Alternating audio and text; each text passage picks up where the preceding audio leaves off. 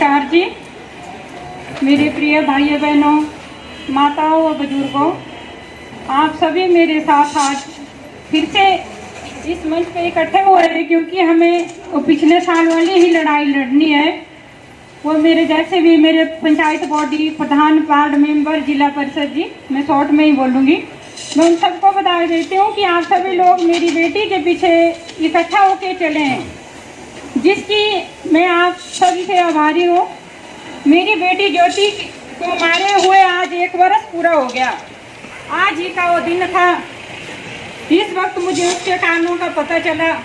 मैं एक माँ हूँ, मेरे मन की तो किसी ने नहीं पहचाना।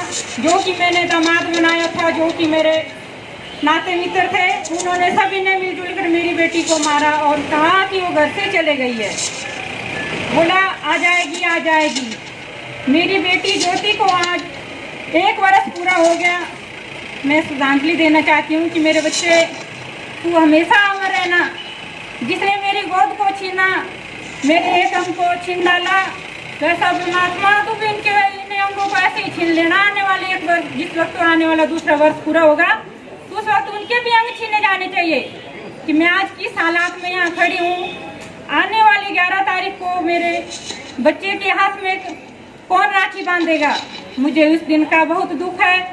और बीते 31 जुलाई को मेरे पति का बर्थडे हुआ तो मेरी बेटी बधाई देती थी।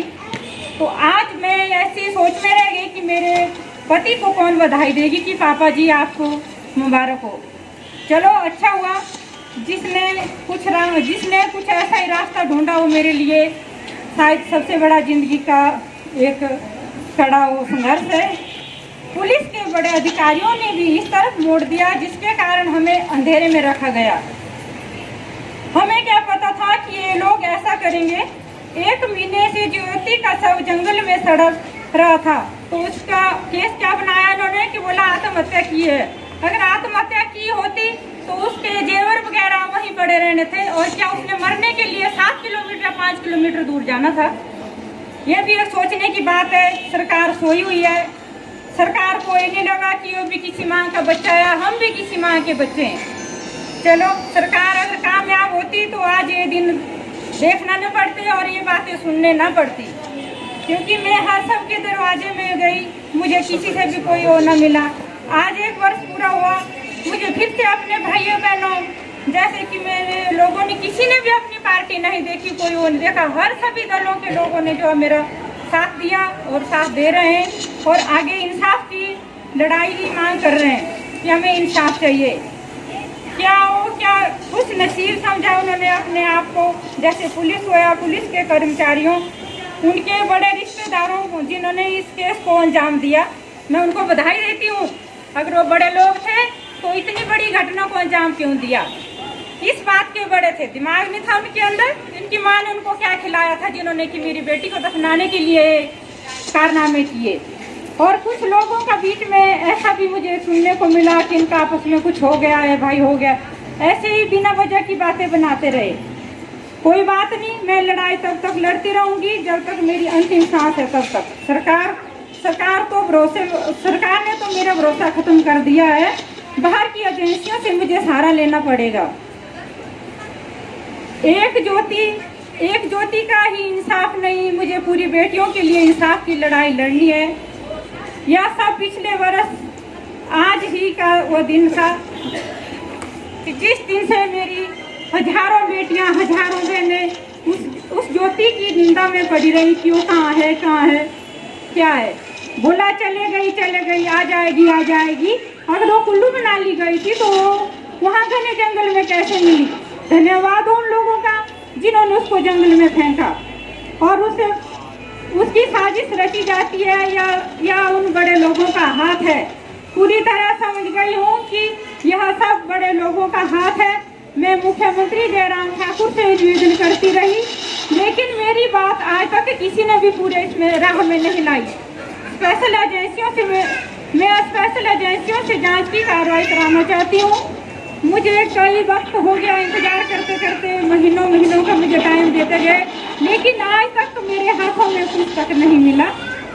कोई बात नहीं, मुझे सबसे बड़ा राह दिखाने वाले तो वो मेरे भाई है, जिन्होंने 100 को मेरे हाथ में दिया।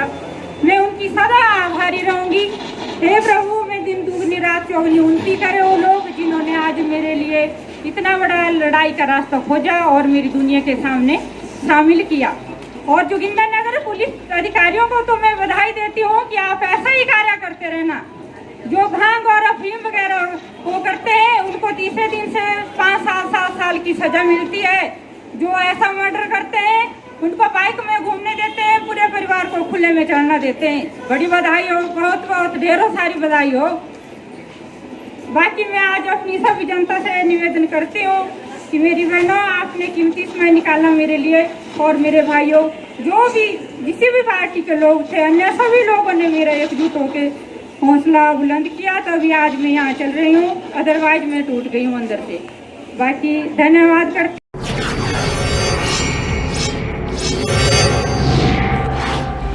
Welcome to Vijay Group of Institutes. Admission and registration are open for the professional courses like B.Ed, D.El.Ed, BCA, BBA, BCom and PGDCA. From this session, we newly introduce a professional course, Bachelor's in Hotel Management.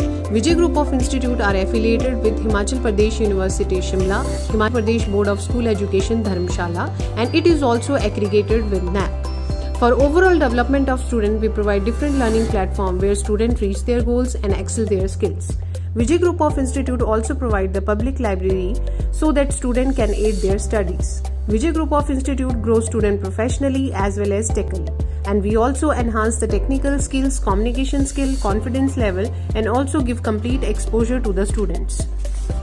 Vijay Group of Institute not only concerned with academics, but it is also concerned with overall grooming of the students, and we focus to grow our student more and more. For more details, you can contact with us.